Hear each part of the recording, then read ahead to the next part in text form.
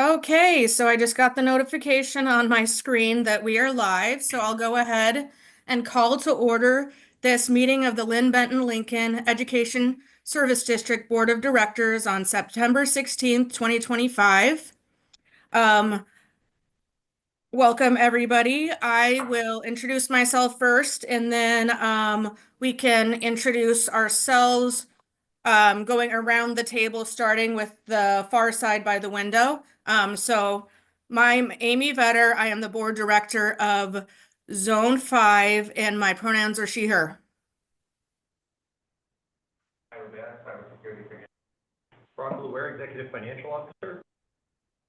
Bill Hayes, Director, Zone 1. Michael Thompson, Director, Zone 3. Lori Greenfield, Zone 2. Jason Hayes, Superintendent. Nancy Griffith, Assistant Superintendent and Executive Director of District and Student Services. Ken Jones, Executive IT Officer. Christina Wonderly, Executive Director of Human Resources. Lisa Shane, Executive Assistant and Board Secretary. Okay, let's rise for the Pledge of Allegiance. I pledge allegiance to the flag of the United States of America and to the republic for which it stands, one nation, under God, indivisible, with liberty and justice for all. That honestly is one of the hardest things to do via Zoom because you get confused when you hear somebody going at a different speed than you. All right, Jason, monthly acknowledgements. Okay, there are a variety of monthly acknowledgements for September, so I will just highlight in general that we always try to be as inclusive as possible in the various call-outs for a particular month. And some of these are areas where we have, and I always like to point out some of the things where our staff provide service in some of these areas. So if we think about Suicide Prevention Week, we have staff that actively work on suicide prevention and help and support families and students. Deaf Awareness Month, we have staff that provide service to students that have those needs. We have staff that help with literacy and all of the access to literacy. And then there's just several others that are important for us to honor the diversity of our region and our schools. Thank you. Thank you, Jason. Lisa, do we have any public comment? Okay, all right. So next on the agenda is our consent agenda, the normal stuff. And I think we have a couple of policies that we already discussed last month and are just part of the consent agenda this month. If anyone has any questions or comments?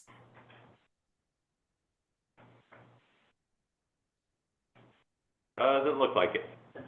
Okay, thank you. All right, I will entertain a motion. I move to approve the consent agenda. So it was Michael made a motion and Bill seconded the motion. Okay, I didn't hear the second, so thank you, Jason. All right, it has been moved and seconded to approve the consent agenda. All those in favor say aye. Aye. All those against say no. It has been so moved. Okay, next. Amy, I think that Amy, I'm going to have you stop for a second just to make sure that we didn't hear your vote. And so I'm assuming that you were also voting yay for the approval of the consent agenda. Yes. Thank you for clarifying. Okay, good. We want to make sure we have that for the record. Great, Absolutely. Thank you for that. Okay, so next on the agenda is, so we talked last month about David Dunstan's resigning of his chair or of his seat, and about ideas for recognition of his 30 years. So I just wanted to see what everyone was thinking before we move forward.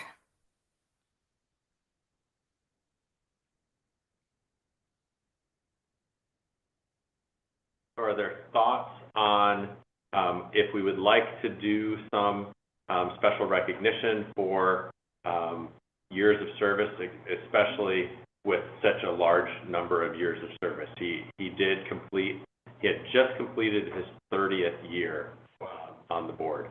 And so that's really the question, I think, before the board. If there's something that, you know, the board would like to see, we could talk about that, and we certainly can bring it back when Denise and Miriam are part of the conversation, you know, as well.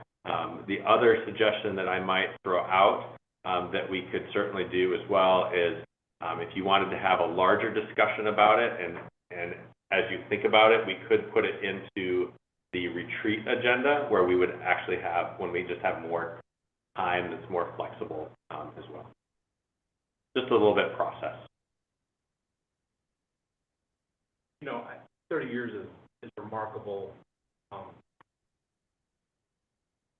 education or any kind of local government. I rarely hear any serving for that long of a time. So yes, something for what it is, I don't really have a say. I'm not out on a thought. So fine to bring it back. Have a full board here, but I absolutely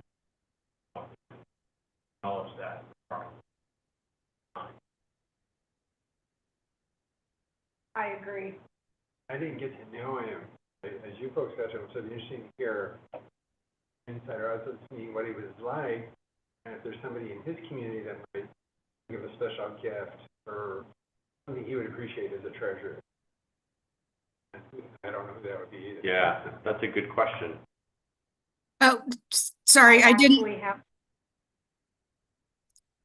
What was Bill's question? Oh, I didn't elocutionate enough, but I was saying I didn't get to know David, but somehow getting to know him through you folks and maybe someone from his community in Lincoln County give us an idea of something that would be a treasure to him as a keepsake or some visual gift of our appreciation. But that, I think, Jason's idea to put that off to the board meeting, but also how do we serve those ideas? I'd be curious to help with that. I think that what you could do as people are thinking about it, ideas could be submitted, and we could have more conversation, because I think as people think about it, at least that's just the way that I process, is being able to think about it offline and then come back now that we know that we want to be thinking about that. Amy, Lori had something that she was going to bring up here as well. couple of thoughts. One is I'm on another board with somebody from Yahat who knows him, and knows of him, and then knows the community of that she may have some thoughts. And then I didn't know if this new potential board member may have any connection, just being.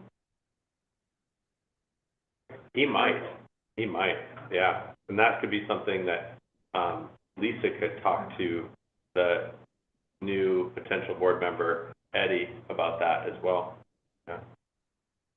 That is an excellent point. And I would be excited to hear what your connection from Yahat's might have to say about that. And then to Jason's point earlier, there's only 4 of us here tonight, so we have quorum, but it would be nice to hear what our 2 missing board members might feel about this, as well as giving our new potential board member the opportunity to contribute into this conversation. And I do recognize also Bill's point that it is kind of an awkward dynamic with several of you just having not even met him and asking about what to do for recognition for him, since you don't really know him at all. But I think we all are on the same board, that are on the same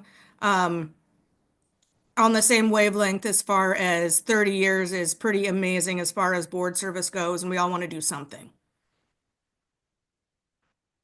The other suggestion that I could make to the board, and I think bringing this back for the October or the November board meeting could make sense when we have our full, 7-member board. But also, I think inviting some feedback from Gene Wooten could be really good as well. Gene served on the board for, 15 of those 30 years. And so Gene knew David pretty well. And I certainly always appreciate Gene's insight and feedback. Absolutely. Make contact with. Okay. Yeah, and Bill said that he could make contact with Gene, and that would be great. Yeah. Fantastic. Okay. All right, so we've decided sorry. The I darn was going to say, is that a good stopping point for this one for now? Yes, I was going to say we've decided that we definitely want to do something, but we're not sure, and we want to bring it back in the next month or two.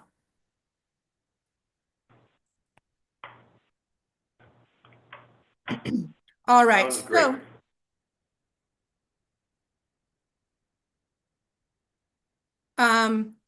We have the application for our new board member, and we just had the one applicant, correct, Jason? That is correct. Yeah. So what I think that the board has, that what you could do, there's a couple of options that you could do here. One, given that you have one applicant, that if the board determines that Eddie would be a good fit and a good member of the board could actually just make a decision tonight about that. The other option that you could do, and this would have been my suggestion had we had more than one applicant, would be to bring those applicants to the October board meeting. This is what we articulated in our process, bring them to the board meeting to do a short interview and get to know them a little bit. You also could do that with Eddie, even though there's only one applicant. We could invite Eddie to the October board meeting. You could get a chance to meet him in person, have a bit of an interaction, and then you could make a decision that night. My recommendation to the board would be, if you go about and make a decision that night, that you make a decision and we swear him in so he's a part of the board, and so we don't lose a whole nother month of having a board that potentially could have a split vote, which is always kind of a nerve-wracking spot to be in. Those are my suggestions. I have a couple of thoughts here. One, we don't have the full board, and I don't know if we can do this or not. Can we as a board consider this applicant? And if we are all in favor, then when the other two board members can we approve, but pending their opinion? Or I don't want to bring a board member on without. I would say if you want to have everyone's voice on it, I would delay any vote until next month. That would be what I would say, because if all four of you were to vote right now as a quorum, you would have already made the decision, and then there's no real way to have a contingent vote, and so I would just wait until October if that's what you'd like to do. I don't know. What are y'all's thoughts? With that, with two board members missing, it seems like we should be at the table for the discussion. So my thought would be to invite him or a decision about him that night without inviting him, and in the meantime follow up on his reference so that somebody can report on that.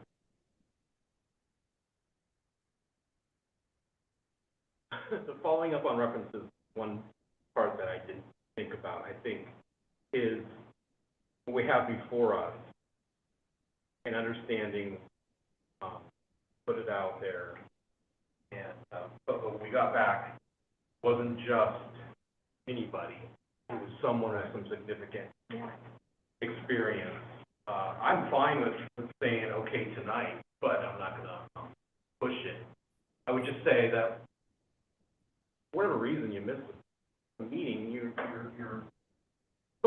as a director, you're putting yourself at the, you know, there's an agenda, and if you miss it, it's always gonna wait for you.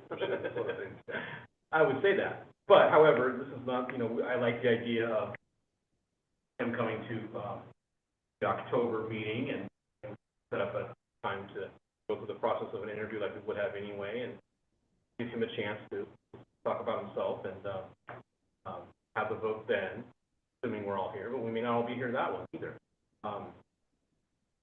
Yes, in the meantime, we could call a couple references, just to make sure, because we would have anyway. Yeah, it's just his background, what we had before us, boy, is enough. I completely agree. And your point about not being at the meeting is, something that, you know, I'm hearing. The other board that I sit on is a little different. We do pretty much everything on Zoom, and so it's pretty easy to attend with a cold and just that kind of stuff. Sure. So, I don't know. If we didn't have a quorum, we Yeah, simply wouldn't meet, right. but we do have a quorum and we are meeting. Yeah. And so I could be in the position of the people absent. I know that, you know, I'm not gonna ask you to delay things or to hold, I mean, it'd be great if you did, but that's not a request of mine. I would suggest, as I said, in terms of just the timing, is that if you would like to meet Eddie, we invite Eddie to the next meeting, you hold a vote, and if somebody's gone at that meeting and we still have a quorum, I would suggest that the board votes for sure at the next meeting so that we can have him get sworn in that night. We can be ready to swear him in. He could start participating in that meeting. We would do this right at the beginning of the agenda, just like we're having this discussion, and then we would have a board going forward from there. So, Michael, I do acknowledge your points about board members not in attendance, and we could move forward tonight. I feel like in this situation, it's not going to hurt us to wait, since either way, if we decide to move forward, he would be sworn in at the next meeting. So even if we chose to move forward with him, he'd get sworn in at the next meeting.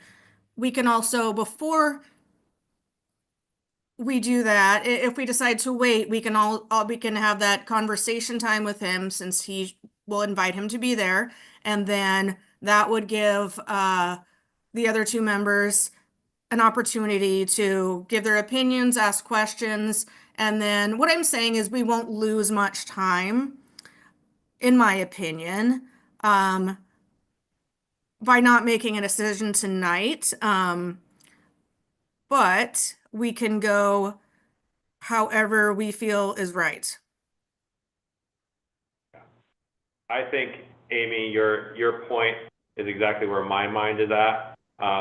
And as I thought about my recommendation to the board, because it changes nothing by waiting right now. If there was an ability, if he was here tonight, in attendance, and we could move forward and be able to have 5 members of the board with us tonight, then it might be different. But either way, he's not going to be sworn in any faster, you know, by waiting.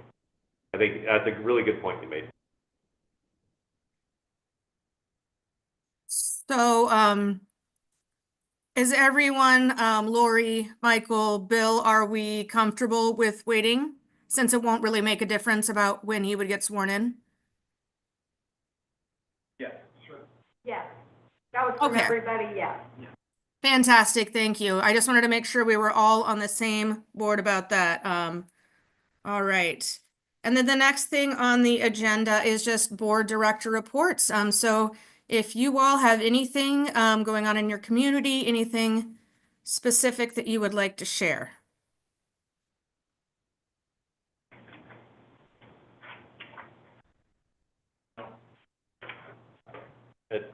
I don't have anything to share. No? Doesn't look like it on this end. Do you have something, Amy?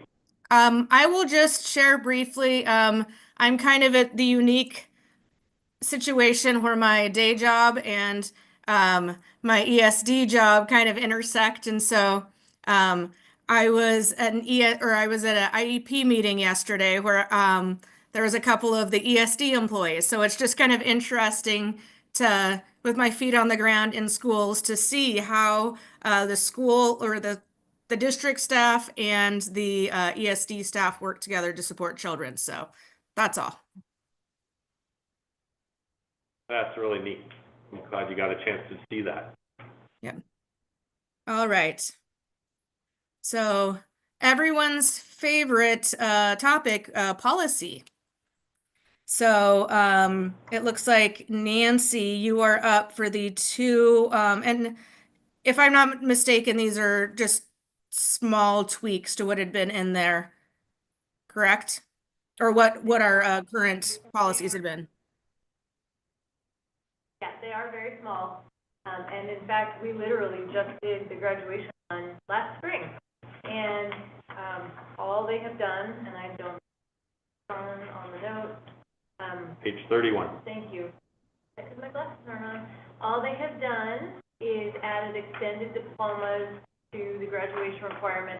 We have this particular policy as a just in case. We don't give diplomas anywhere. So, but this is kind of one of those just in cases. We've got it on the books.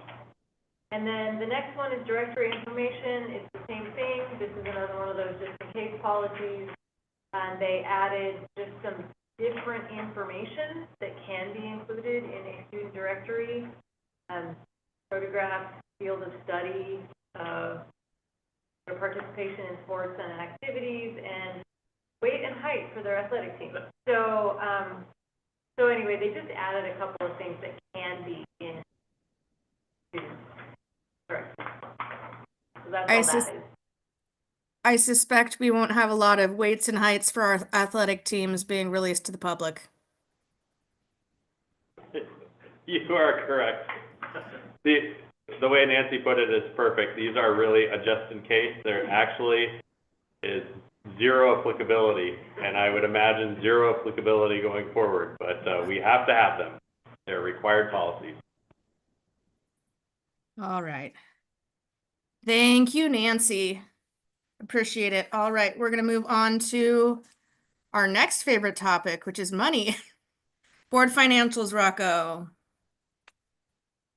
623, this is a record. All right, let's go straight to page 40. It was, August was a pretty mild month. So we had about $1.4 million of revenues come in, the majority of that coming in through our standard state school fund payment. There was also about $340,000 of collections on grants. Looking at the expenditures on page 41, it was a very low expenditure month. We came in at about $1.8 million.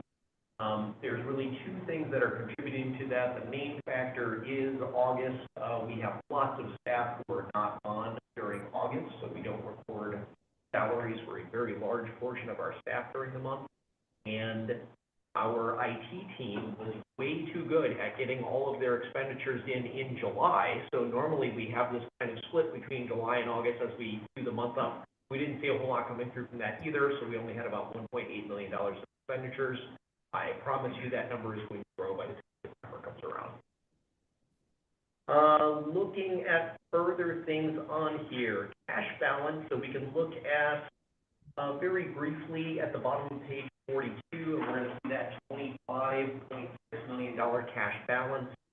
I think it's easier to see in the chart on page 43, and I just want to call out that $25 million plus cash balance is a high water mark for us. The last time we were at this level is while we were still holding funds to pay for the building. And that just happens to be a confluence of very lucky events that has driven the balance that high. We had low cash going out at a period of time where we were collecting on all of our grants from the end of last year. Our accounting team and our staff who are on the grants really on top of things. We were able to get those in and get them collected. We also were able to, for the first time, do a pre-draw on two of our largest grants, so the EIECSC and Cascade Regional Grant. We were able to pre-draw $3 million off of the grant, so that basically has us sitting on a very high cash mark on here. August is really high, but not this high.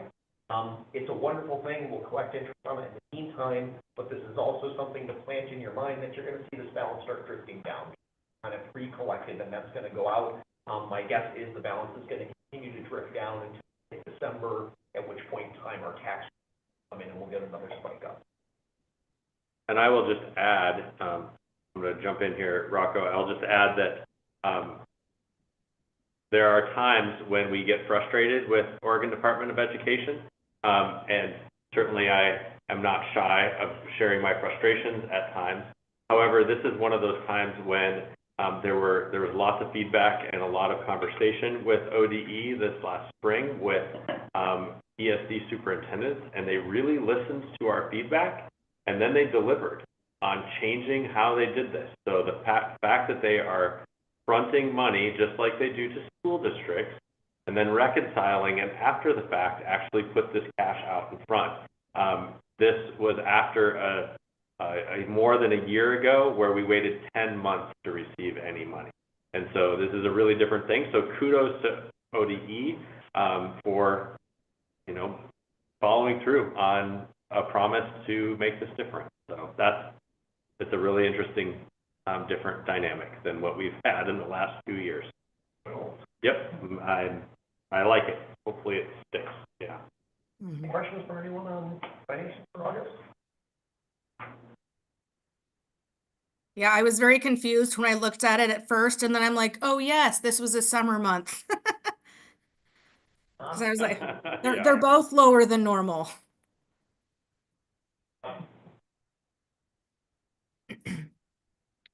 Okay, I think that sounds like it is it. Did you have anything else, Rocco? That's it for me. Okay, all right. So Jason, it is on to you with your superintendent report.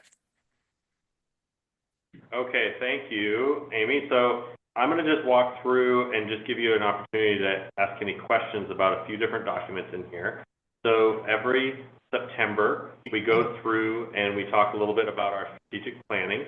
And so the next three documents are all related to goal setting and strategic planning. The first of which starts on page 45 and goes to page 52. And they're actually the program performance goals from this past school year. And so it's a report on what goals have been met, which ones we are continuing. You can see that there's a couple of them that we're actually carrying forward and continuing.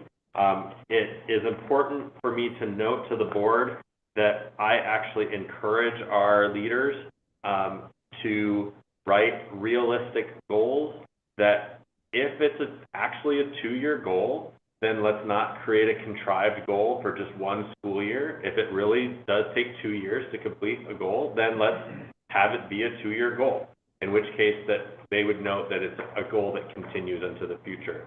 So that's just our report from this last year, and I want to see if you have any questions about any of those. And I'll just pause there. I was curious on page 49, the one related to restorative justice, how that's applied through, and what is LTC? Okay, so LTCT is long-term care and treatment, and our resident expert that knows the most about all of this is Nancy. We're doing a lot of work with this program last year. So Nancy, do you want to talk about restorative justice? Yeah, as with all small staff, sometimes it gets to be like family in a not great way. And so there was some relational issues, and decided that having an expert come in and do restorative justice work with the staff as a whole to get them talking with each other again and more, working more closely, support students. They were always supporting students, but just, to have them be able to work together on all of that in a more cohesive way and trust each other, and that's what that was about. We spent the year really trying to build a more positive culture out there. And beneficial? Absolutely. It's a different place out there this year. Now, I have a fantastic principal out there now who is just a rock star. And so taking what we did last year and then move forward, and yeah, it's a different place right now. And if we want to know more about it, would it be looking up the Galen Emanuel work? Is that? So we also did, yes, some of that out there. That's the work that we've been doing as an agency for the cultural compass. Oh, okay, And so that's also part of that. okay.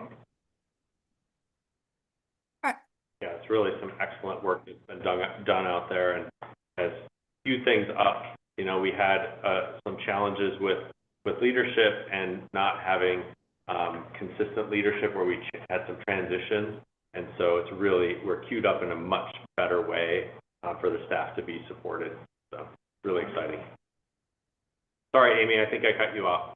You're fine. Excuse me, allergies. I was also going to mention that since we are very acronym happy, there is a guide to what, sorry, my dog, is growling behind me. But we're very acronym happy. And isn't there a guide to what all the acronyms mean? I think in the Google folder for the board, there is a document that lists out what all of the acronyms are. Just so Yeah, there everyone knows. absolutely is, and what I, as a follow-up, Lisa and I tomorrow can send out an email and just drop it into an email so you have that acronym cheat sheet. I ripped out the last 3 pages of the proposed budget because that had a lot of great glossary stuff. Oh, but yeah. That's all you got out of the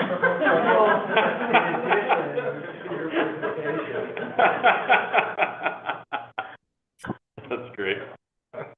Okay, so unless there's other questions about the last year's document, I'm going to move on to this year's document. So just a little bit about process here.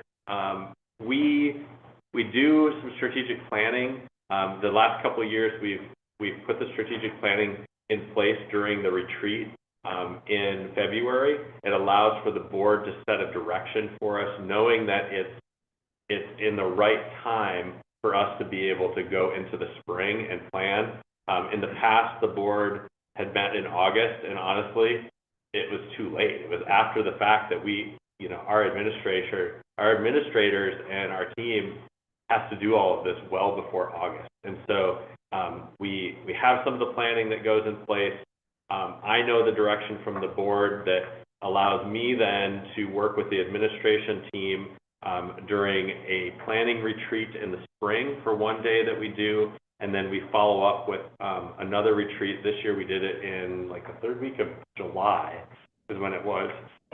And then everybody puts their goals together during that time, and then had their goals due at the end of August for us to put it in front of you. So what you see here is our team, all the different departments and the goals that they are working on here. So I'll pause and see if you have questions regarding this new set of goals,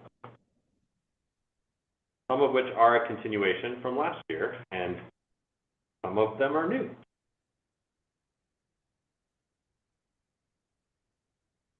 So this is not directly related to our goals, but I'm looking at the C's goal where it's talking about grow your own opportunities.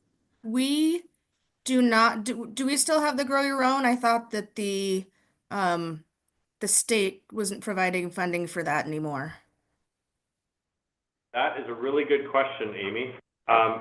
In the 11th hour, well, past the 11th hour, if it was time, it would have been at like 11:58 and a half. There was a last-ditch effort for the state to say, all right, we actually are going to fund some of the Grow Your Own grants for this current school year. It wasn't exactly clear what that amount of money would be. It just was that they believe that the grant recipients could have another year's worth of funding to continue the work that they had already put in place, so that it didn't pull the rug out from under those college students, those staff members that are also college students working on becoming teachers. And so we're expecting some money. We haven't heard the exact amount of money. One of the strategic decisions that I made that our team helped advise me on was in late June, we did not lay off the coordinator, knowing that if the money is going to be coming, we are going to need somebody to figure out how to do it. And the coordinator, Rochelle, is a fantastic, she created a model program, honestly, and that's exactly how the EAC described it, the Education Advancement Council described it. And so we decided whether we knew the money was coming for sure or not, we were going to keep Rochelle on. The other part is just, you know, in kindness to an employee, laying someone off at the end of June when they're an educator, their chance of getting a job the next year is way less. And I just would, unless there was really dire circumstances, I would always try to avoid that. And so Rochelle stayed on. We do know there's some money coming. Not exactly sure how much or when, but we do have students that are continuing forward with that. That's good to know. Thanks for explaining that. Yeah, you're welcome. Other questions about the program performance goals for this year?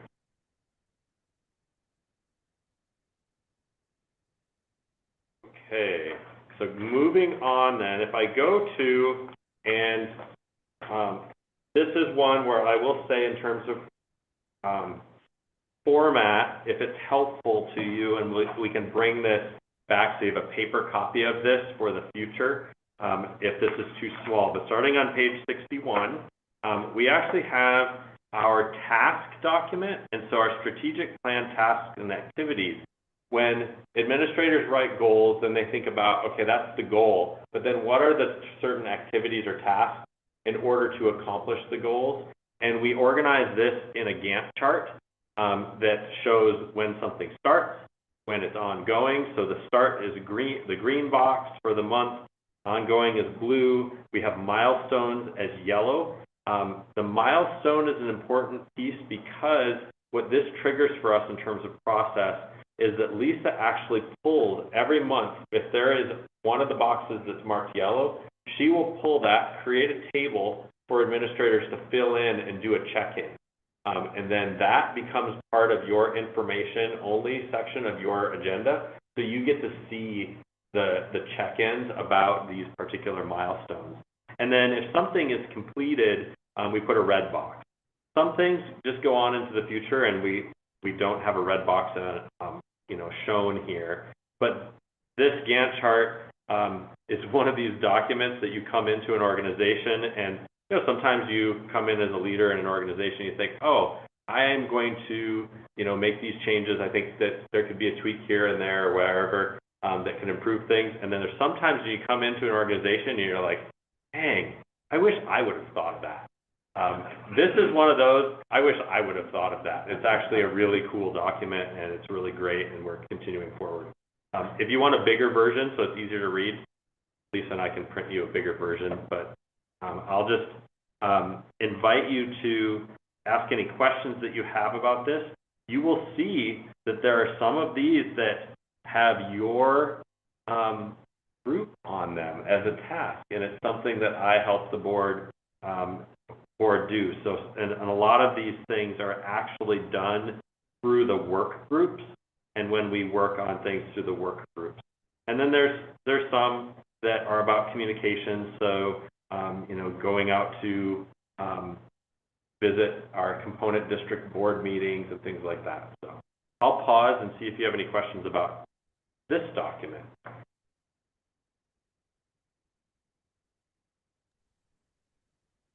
This isn't a question, but we like to call this the Christmas tree document. Yes, exactly. So if you hear that, this is what we're talking about. Because all the red and green.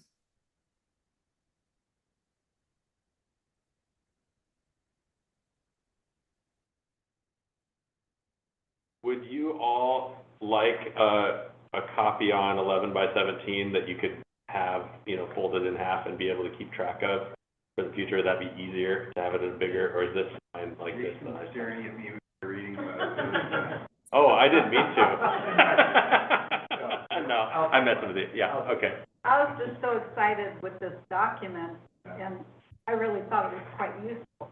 It is really a useful document, yeah. It's It, a you know, nice, it's funny how, oh, go ahead, Amy.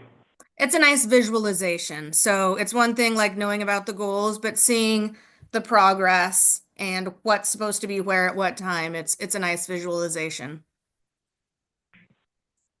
Absolutely.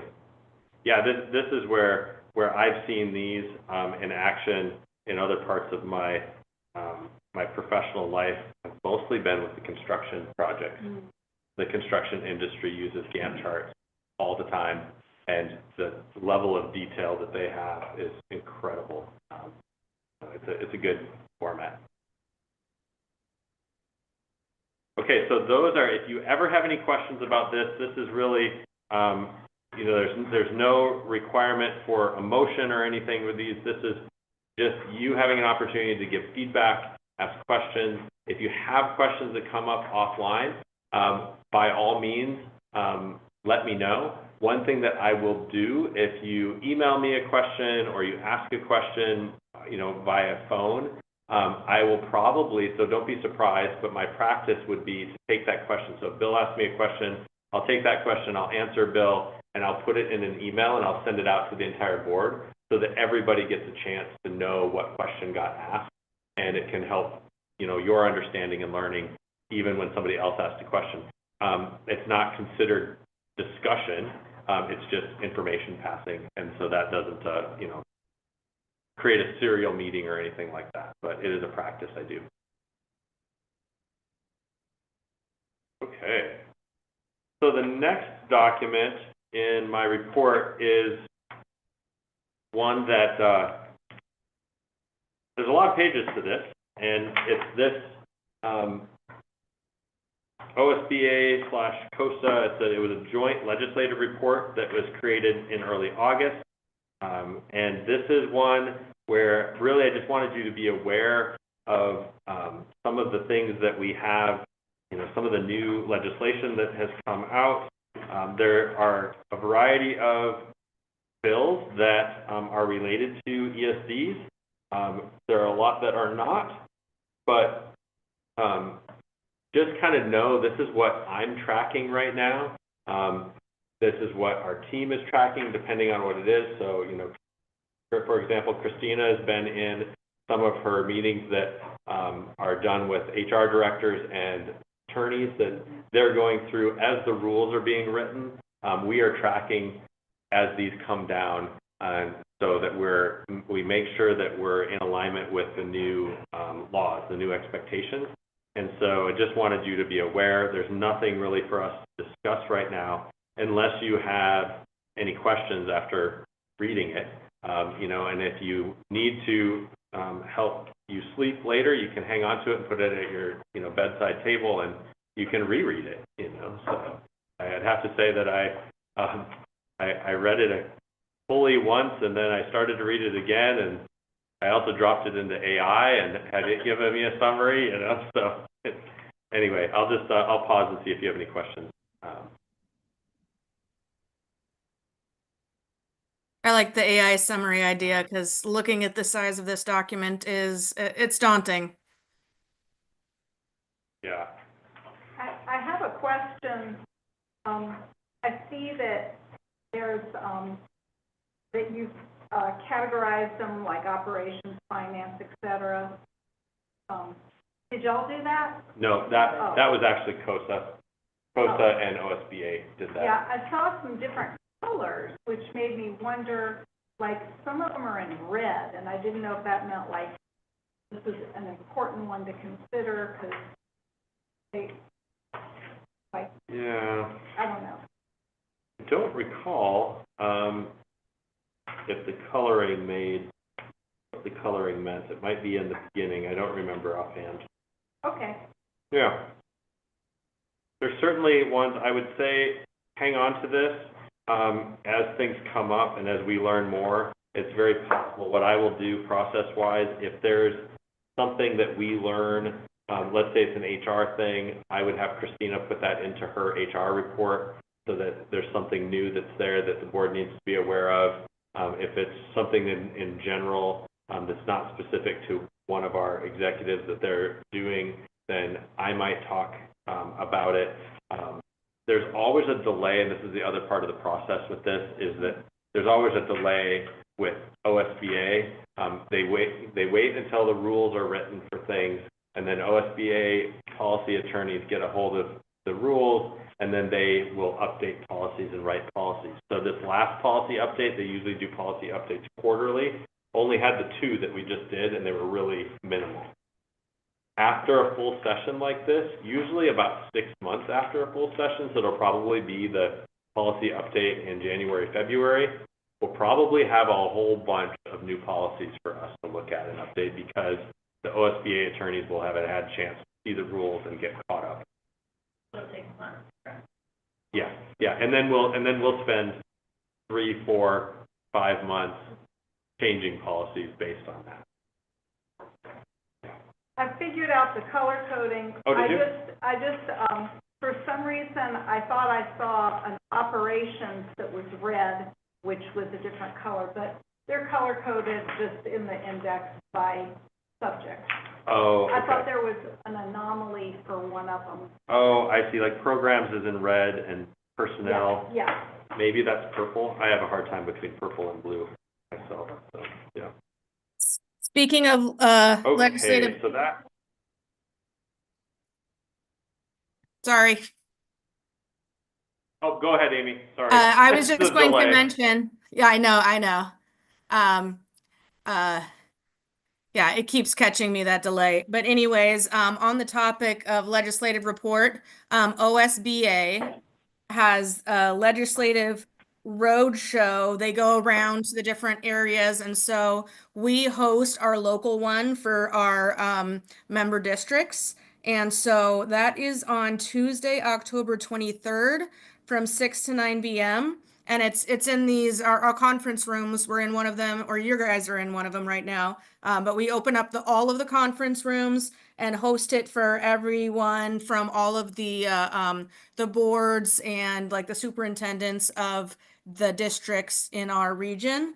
And it's a good opportunity if you guys want to connect with board members of the districts in your zone. And it's also a good way to get a nice summary of the relevant material or the relevant legislative topics and what's going on from OSBA. Thanks. That's great, Amy, thank you. All right, so the last thing that I have, which will bring us to the end of my report here, is the annual ODE report. So a little bit of background on this. Education service districts are required to produce an annual report that goes to ODE. And the report articulates the services that we provide. It categorizes them by goals, by this local service plan goals that you see on page 120 of our document here. That, you know, number 1 is assist component districts in meeting the requirements of state and federal law. 2, improving student learning, etc. And so what it does is it articulates these are the services that we provide, and then we have to add up all of the staff hours that go into these 4 areas. And so this is where diligent record keeping on the part of our HR department and our business office departments of tracking staff hours and FTE and everything is very important because we have a fantastic senior HR specialist that her name is September, and September puts together a whole spreadsheet that breaks this all out for me by staff hours, and then I actually put all of the information in the report about the services from our local service plan and then put the staff hours in by section. So in terms of process, I am presenting this to the board for your review and your questions, and then this is due to ODE on October 1st, and so basically this will come to you every September. If you see any thing that seems funky, this is a chance for us to clarify that, and then if I have any cleanup I need to do, I'll clean it up and send it to ODE. You don't need to approve the document, but you just need to have eyes on it, and so we just have to have it document that was part of an agenda and that the board reviewed it. And then it also has to go on our website and needs to be published with our school districts. So the other thing that I will do is send it out to all of our school districts. It will go to the superintendent and Lisa's counterparts. It will go to the executive assistant. We send it out. We let them know where they can find it on our website. And then I will have done the pieces that we need to do for the legal requirement and then turn it into ODE. Any questions about this document?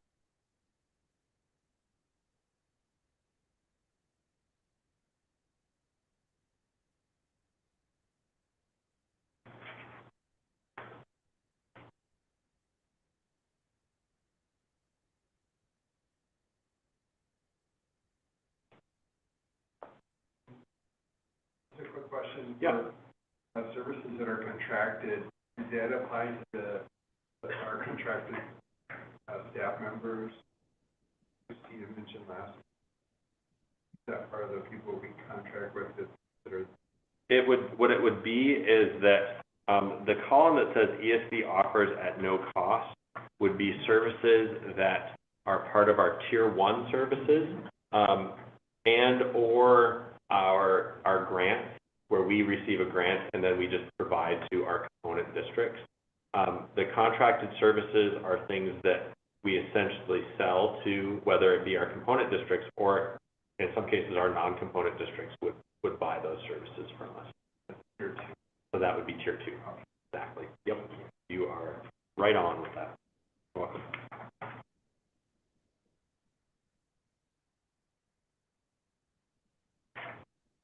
This is the same thing. If you have questions about any of this in the future, please just let me know. Be happy to answer the questions, but if you don't have any questions at this point, that is the end of my report, and we can move on. And I'll turn it back to you, Amy. All right, and it looks like all we have left today is important dates. So our next board meeting will be on Tuesday, October 21st, and then just prior to that, we'll have the Capital and Technology Superintendent Work Group. And that roadshow, the OSBA Legislative Roadshow that I was talking about, that is 6 to 9 p.m. on October 23rd, with dinner preceding it, and then scheduled board meetings for November on Tuesday, November 18th, and December on Tuesday, December 16th. And happy to be able to be more considerate of everyone's time tonight since we've gone late for the last 2 meetings. So we will adjourn at 6:54. Great. Thank you, everyone. Thank you, Amy. Have a good night.